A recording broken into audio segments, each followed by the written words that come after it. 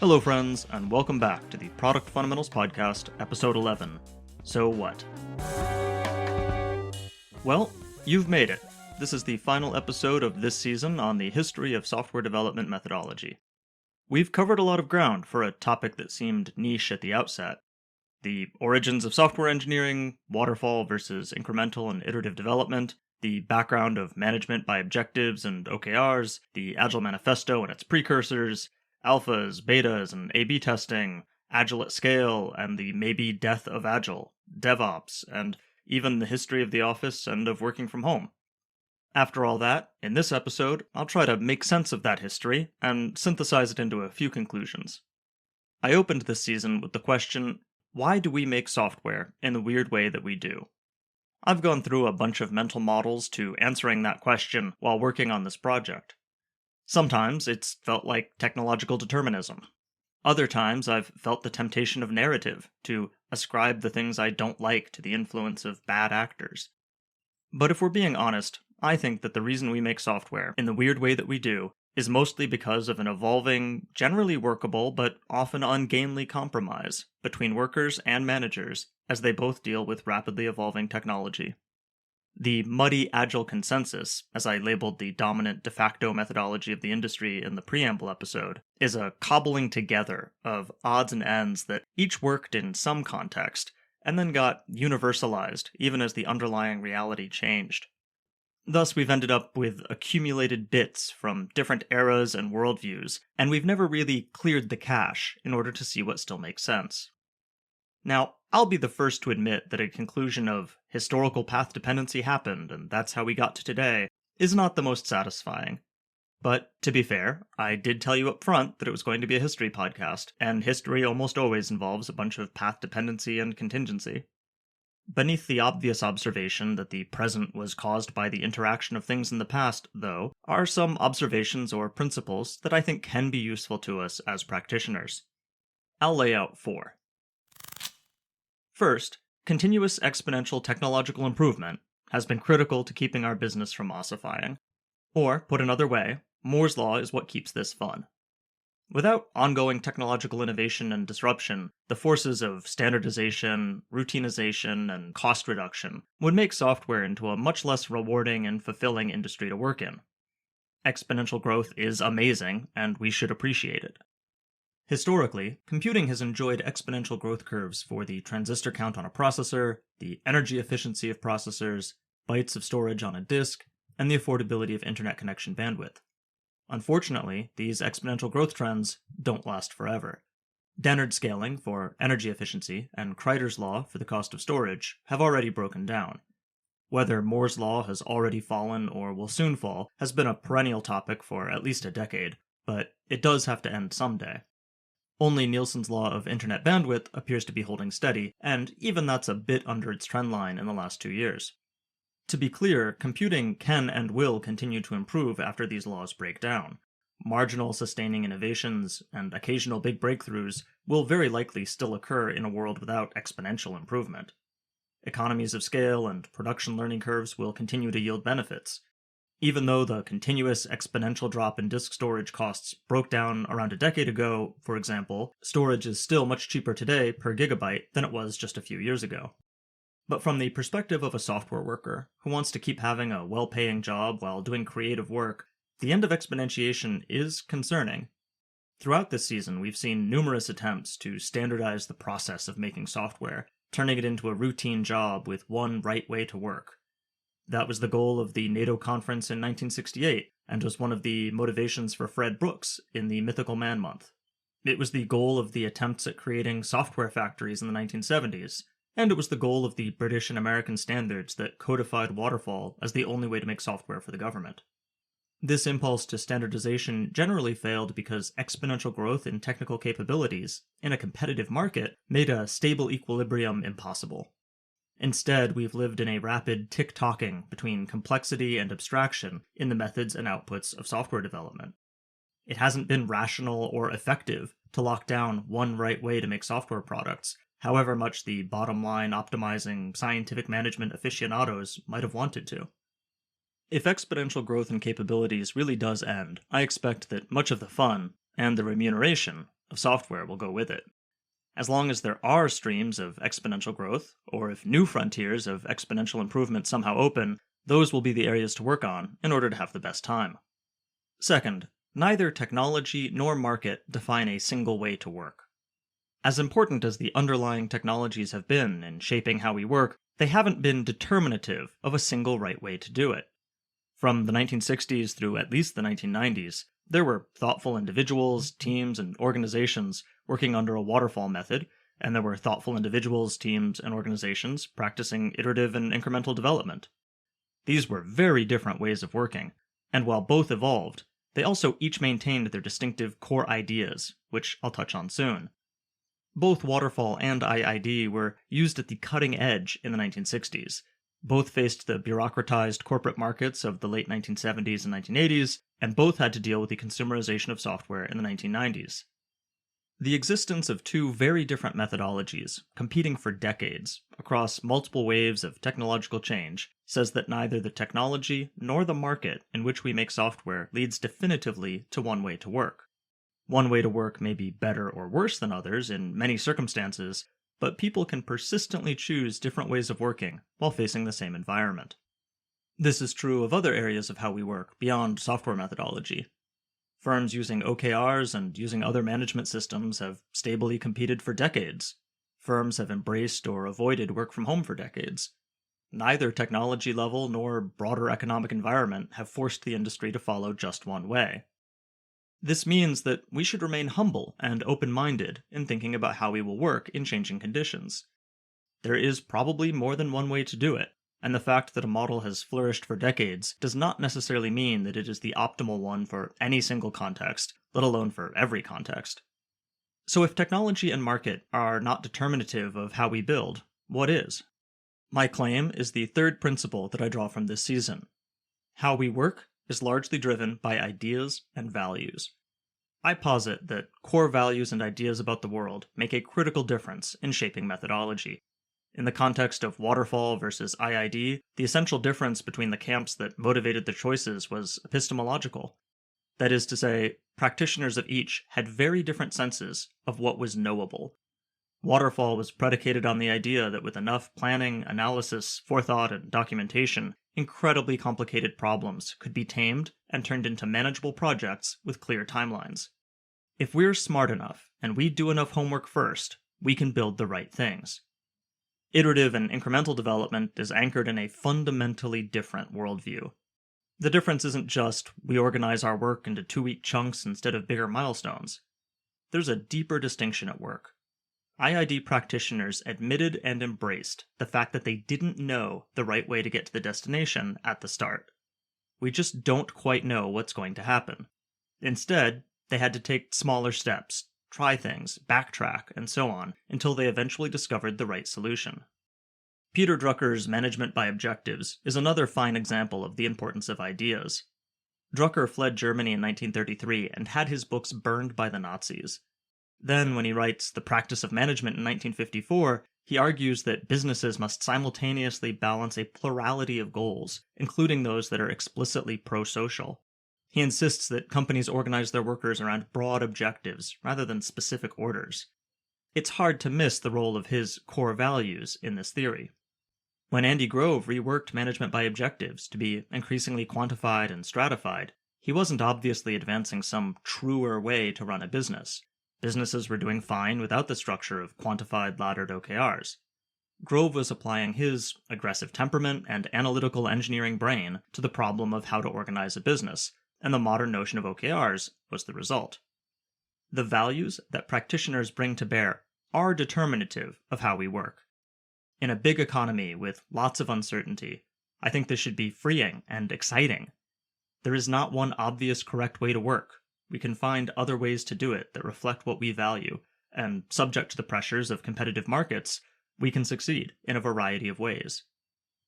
That said, there's no denying that some ideas spread rapidly through the software business and become all but monolithic. This brings us to the final principle that I want to draw your attention to. Our business is prone to fads. We software people tend to pride ourselves on diversity and free thinking, but the reality is that we are subject to trend chasing just like everyone else. Of course, some trends are entirely rational, especially those rooted in the emergence of new technologies. New technologies can open new markets or make new techniques possible, and it often makes sense to pile in on those. But then there are the cultural and intellectual trends that deserve more skepticism, because they often result in overreach and blowback. Seeing software as an engineering discipline that can be solved might have been the first trendy brainworm in our industry. In the context of big science, the space race, and software's roots in logic and mathematics, mapping software onto engineering was an understandable choice. Certainly, there are elements of software for which that mental model is a good fit, but that model also failed. We never found the one right way, and the pursuit of software as a solvable problem caused frustration and failure for many people and organizations for decades. Before software, scientific management was a meme that moved through business. It had its virtues. Who can be entirely against pragmatic optimization? But it also had its dark side and dehumanizing extremes. Management by objectives, matrix management, Scrum, OKRs, data-driven decision-making, the open plan office, each of these has their clear benefits. But each has also been adopted rapidly across companies, across entire industries, not because we had done careful weighing of benefits and trade-offs, but because a given concept was the new hotness. What's the mechanism driving the proliferation of these trends? The history covered in this podcast points most strongly to the role of influencers, most often in the form of companies, driving the story forward. In turn, IBM, DEC, Intel, and Google have been the star influencers of the technology industry. The tendency to chase Google in the post-2000 software industry is especially striking. Often, of course, companies follow Google because it really does have incredible technology, and by virtue of its scale, is among the first to face new challenges. But the halo effect of very real success in some areas can cause companies to assume everything a leader like Google does is unambiguously correct. Following Google's lead with scaling technologies like MapReduce and Bigtable has a much tighter logical connection than following its use of laddered OKRs or open bullpen offices. It stands to reason that in the near future, the methods used by new leading companies like OpenAI will gain increasing attention. The company's success is already driving fast followers to mimic its technological approaches, but if history is any guide, we can expect plenty of attention to be paid to how the company organizes and motivates its workers, how it sets its strategy, how it measures progress, and so on. Some of this attention will be entirely appropriate. Some will be a halo effect at play. For working software people and executives, the reason to acknowledge our tendency to go for fads is that it encourages us to be deliberate about how we work and to be less afraid of breaking with convention. There is value to understanding what others do and what packaged methodologies exist in the marketplace, but they're not obviously correct just because they're being used elsewhere. A variety of methods have always been possible so far, and we should make active rather than passive choices about how we want to work. Alright, so those observations were 1. Continuous exponential growth in capabilities has been critical to both the dynamism and the fun of software. 2. Neither technology nor market structure enforce a single way to make software. 3. How we work is driven largely by ideas and values. And 4. Our business is prone to fads. Now, what does the past, and what do these observations, tell us about what will come next? As I've worked on this season through the middle of 2023, two great upheavals have been roiling the software business. The first has been the large-scale tech layoffs of 2022 and 23, which, as of this recording, have cost some 400,000 tech workers in the US and linked countries their jobs. As part of this phenomenon, firms have reorganized teams and roles, with functions like product management and QA removed, reduced, or recast. The second is the recent acceleration of artificial intelligence, with large language models increasingly able to take on complex language tasks, like preparing documents and writing code. What does the history of the software industry tell us to expect from these changes? On its own, the wave of tech layoffs is distressing, but probably passing. In percentage terms, the financial and employment consequences of the dot-com crash in 2000 were much more severe than what we've seen in the post-pandemic period. We discussed why tech firms and venture capital are so sensitive to interest rates in Episode 7, and the current layoffs were driven largely by the recent rise in American and European central bank rates. I certainly won't hazard a guess about when or if those rates will drop, but the industry will adjust. In the dot-com crash, the ideas of the first mover advantage and if you build it, they will come were found wanting, and as a result, the 2000s gave us the concepts of customer development, product market fit, the MVP, and the company as a learning machine. In 2023, the current wave seems much less disruptive. As I record this, the Nasdaq index is only about 9% below its late 2021 high.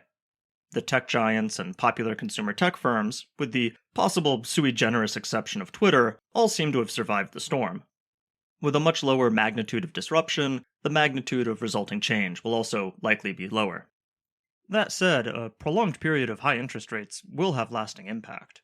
We can expect that venture capital will be much harder to raise for the next few years, so while some unemployed techies will start new companies, they will likely have a much greater focus on near-term profitability than the firms of the 2000s startup wave. Existing firms will shift focus towards profitability, cutting investments in long-term speculative projects. Skunkworks are likely going to be out of fashion for a while. Companies will experiment with removing or greatly reducing roles where they can. Workers in product management, project management, QA, and other engineering-adjacent functions will likely find themselves stretched across more engineers. Engineers may be expected to pick up more job responsibilities to compensate. This relative scarcity can drive fruitful new innovations in how we work. If my claims are correct, that markets are not deterministic of methodology, and ideas do drive how we work, then we may be entering a time of fresh experimentation as firms organize themselves more purely around profitability and capital efficiency. I don't know what those resulting innovations will be, but it will be interesting to see. Speaking of unknowns, I suppose I need to address the AI elephant. The world's best minds are nowhere near consensus on what to expect, so I certainly won't pretend much certainty about what comes next.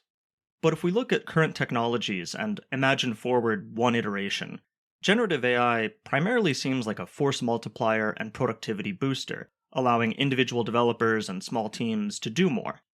It seems likely that companies with large existing code bases will adopt these technologies for incremental gains, making their existing developers more productive thanks to code autocomplete tools, improved debugging, and other co-pilot functions.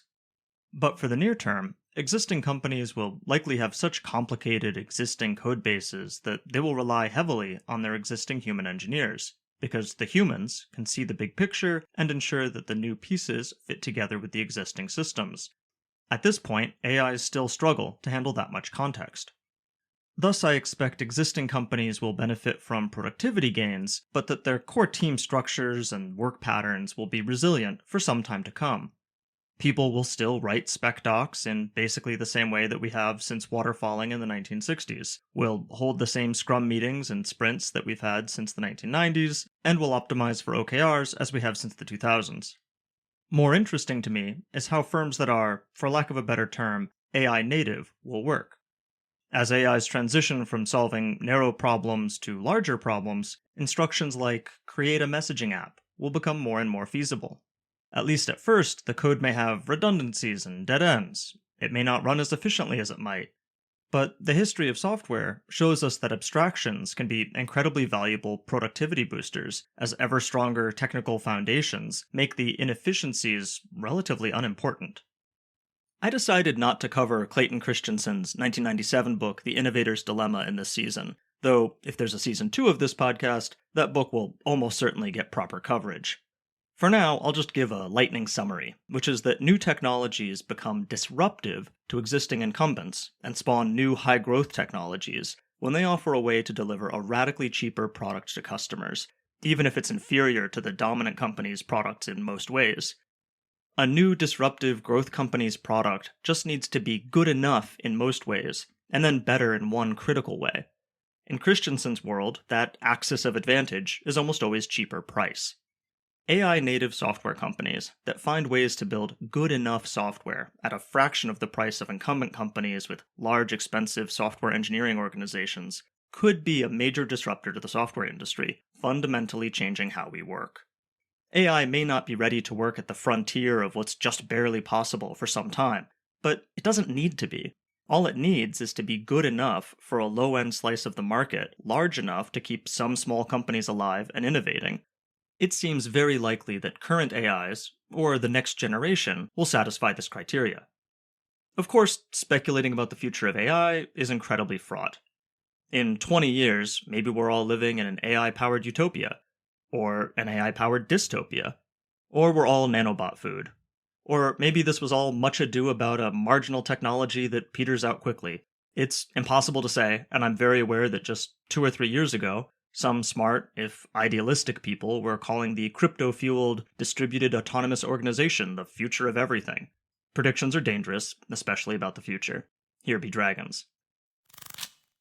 So with all this, what's a practitioner to do? Way back in episode 0 of this series, I said it was not going to be about how to be a PM or how to be an engineer, and I wouldn't tell you how to run sprints or anything like that.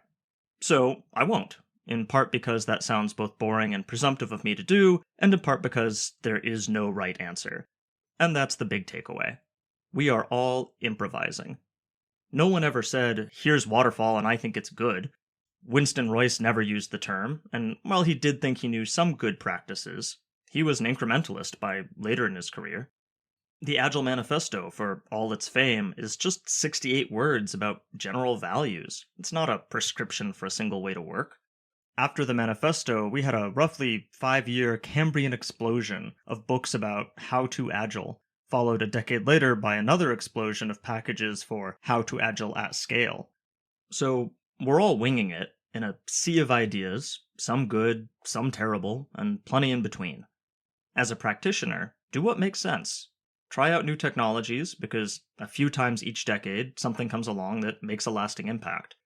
Drop stuff that doesn't make any sense, because most of our ideas entered the canon when computers were orders of magnitude weaker than they are today. Many of our ideas predate the consumer internet and even the personal computer. The muddy Agile consensus is a lazy compromise. The consensus preserves very old ideas about wise central planners and bureaucratic elites that don't stand up to serious scrutiny. The consensus lets individual contributors off the hook of actually engaging with their customers. The consensus lets managers optimize for their chosen measuring sticks rather than solving user problems. It creates incentives for teams to haggle over their meeting schedules rather than worrying about deliverables. And it's fine, I guess. Lots of big successful businesses were built on the back of the muddy Agile consensus. It's the common bag of shared null hypotheses that let us communicate with one another without reinventing the wheel and haggling over every point of process. But some null hypotheses were made to be rejected, at least in some settings. So, my hope is that this series gave you the context to critically examine how you work, to see where ideas and practices came from, and to understand the problems they were meant to solve, or the benefits they were meant to create. I hope you now feel a bit better equipped to double down on the good stuff and to challenge the things that aren't working. They're not preordained. Maybe you can do better. And with that, I'm going to close the first season of Product Fundamentals. I want to thank you for listening, and I want to doubly thank those of you who have reached out with questions, corrections, and feedback. This has been a passion project that I've wanted to take action on for a long time, and I appreciate you listening along. I'm not sure if or when there will be a proper second season. I'd certainly like there to be. There are a lot more interesting things to learn about, but this project was a solid part-time job for the last 4 months. I need to take a break and clear some real-life backlog before I can swing back around to this. That said, I hope you'll stay subscribed to this feed, as I expect to post some one-offs here in the near future, including a presentation I gave on the history of product management to the Tokyo PM community. And I've got a handful of other ideas kicking around too. So, until next time, thank you again for bearing with me and listening in. I've enjoyed learning and sharing this material, and I hope you found something valuable for you in it too. As always, your comments and feedback on this episode are very welcome. You can find a transcript, links to sources, and ways to reach me on the show website at prodfund.com. And if you enjoyed this season and you want to hear more, do me a favor, share it with someone you think would enjoy it too. Those download numbers really are a powerful motivator. Thank you very much for listening.